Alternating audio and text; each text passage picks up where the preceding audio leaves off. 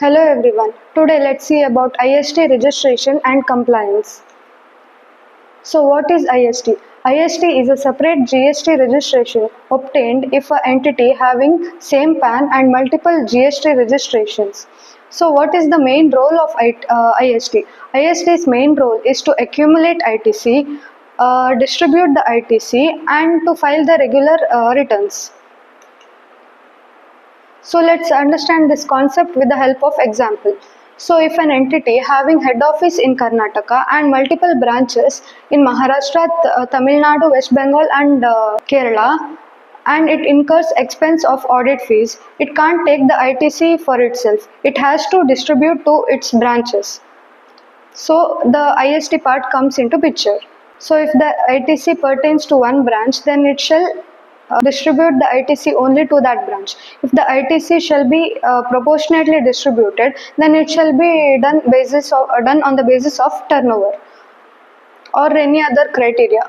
So when the ISD registration will be mandatory. ISD registration will be mandatory if you have multiple GSTINs under same PAN and if there is any common inputs. See what ISD cannot do.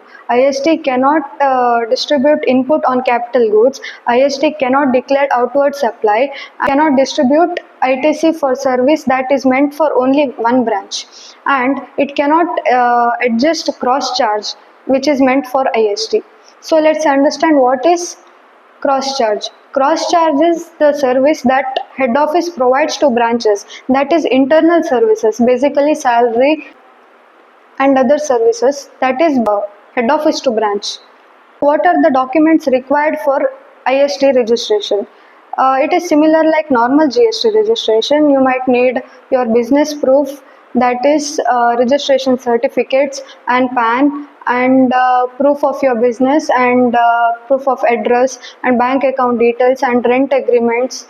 So let's see the steps involved in ISD registration. The first step is you log into GST website, that is www.gst.gov.in. Once you do that, you'll have two options, that is login and register.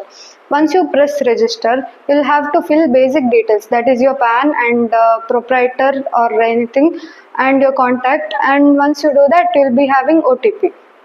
After that, you'll have GST registration under that is taken with the same PAN. You will have to enter these details. You need to fill all these and make it 100%. That is, you need to enter business details, promoter details, authorized signatory details, and all these details until other authentication. It is same like normal GST registration, but the thing that differs is Input Service Distributor. This place you need to select Input Service Distributor and the date and date on which liability arises. Let's see what are the compliance requirement for ISD. ISD has to file GSTR 6 for every month, that is 13th of following month.